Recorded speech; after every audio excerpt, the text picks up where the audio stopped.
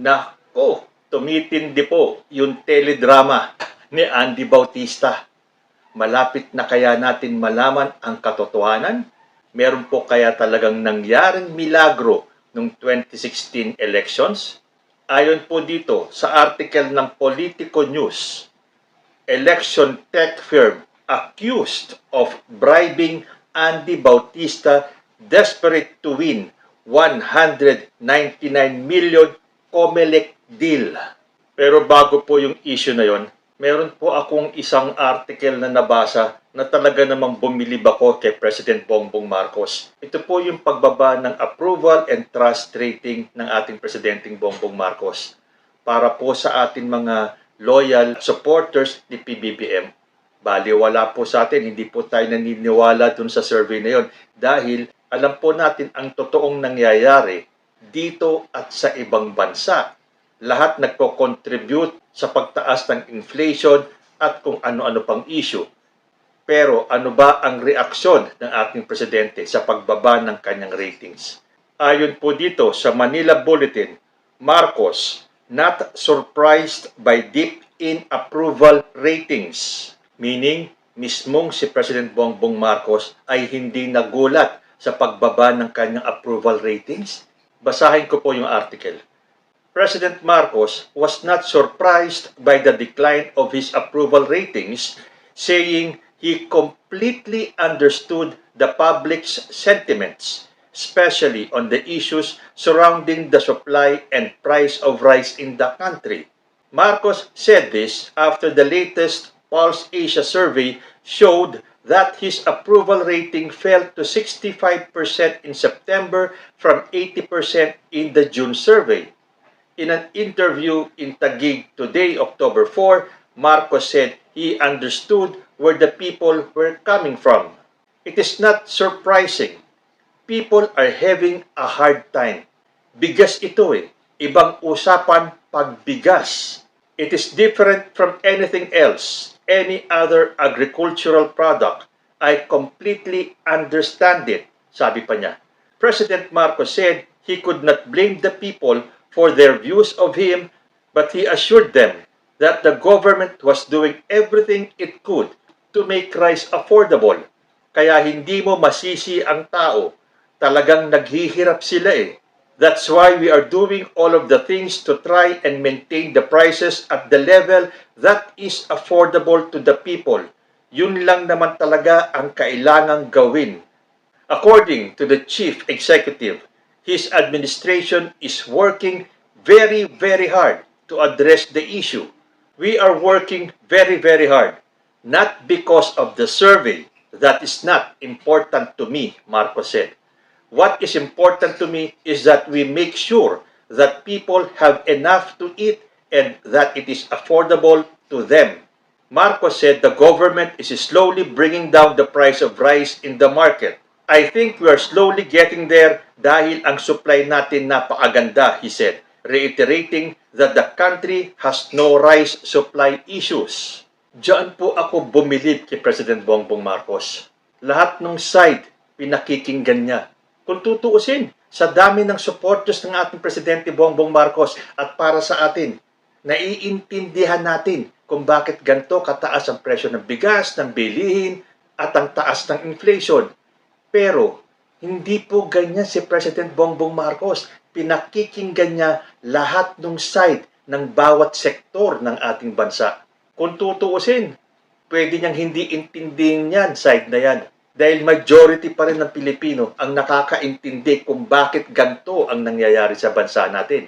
Pero alam po niya na meron pa rin mga Pilipino na nahihirapan dahil talaga naman pong mahirap ang buhay ngayon.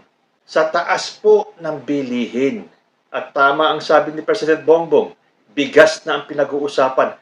Yun ang staple food natin. Hindi yata tayo mabubuhay ng walang kanin. So kailangan po natin ng affordable na bigas.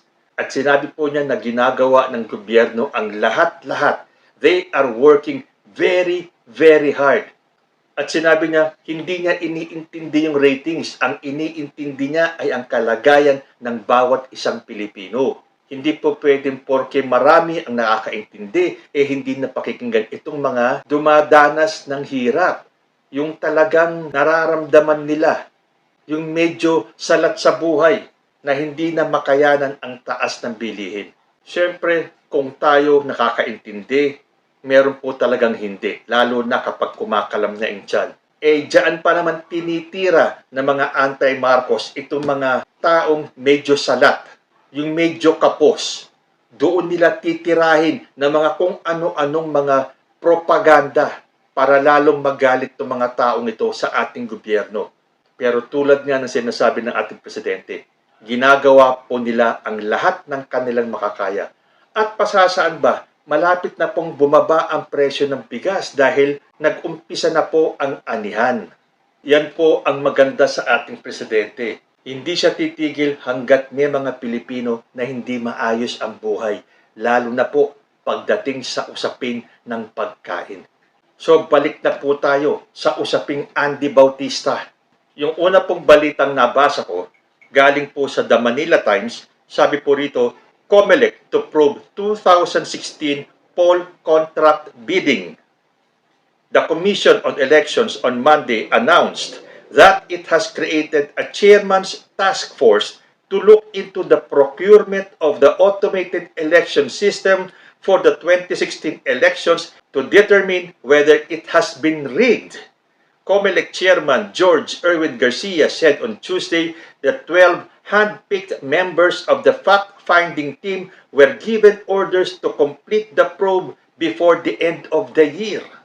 The task force was created over allegations by the United States government against former Comelec chairman Andres Bautista that he received bribes from an elections company in connection with the 2016 polls. Bautista was charged with money laundering and conspiracy by the U.S. Justice Department for receiving bribes from Florida-based company Smartmatic and its subsidiaries in exchange for assistance in securing multi-million-dollar contracts. The report said the former Comelec chief awarded Smartmatic a $199 million contract to supply 94,000 vote-counting machines used for the presidential elections in 2016. Ano ba, napapangiti na ba kayo? Para bang nahuhulaan nyo na kung ano yung mga susunod na mangyayari. Tuloy ko po, 4 executives from Smartmatic subsidiaries have reportedly been implicated in the scheme involving Bautista.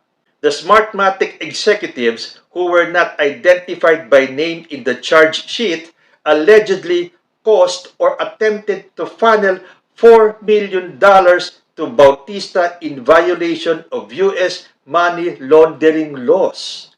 Based on court documents, the 4 executives used slush funds and fake contracts to facilitate the bribes and then hid everything using fake email accounts. They also used code words like salsa to refer to money. Bautista maintained his innocence in social media posts.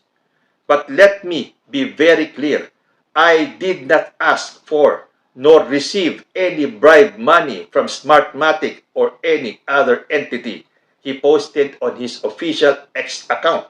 Smartmatic, on the other hand, said it has never won a project through any illegal means, adding that the claims in the Bautista case are not related to Smartmatic election security or integrity. The company also said winning a bid in the Philippines is never solely one individual's preference or decision, and that the company has both won and lost bids in the Philippines over the years. Smartmatic has provided election-related machines since the first automated polls were conducted in the country. Sabi naman ni Garcia sa isang news conference, we created a task force to investigate whatever happened that year. We want to know the root cause. Are the accusations true? If the public bidding was rigged, it could not be that only one person was involved. We are not saying the allegations are true. but it is better that the Comelec be prepared.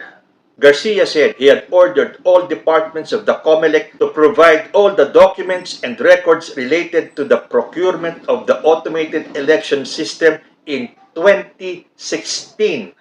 So ayan po, nagtayo na ng Chairman's Task Force ang Comelec para po maimbestigahan itong procurement ng automated election system for the 2016 elections to determine whether it has been rigged.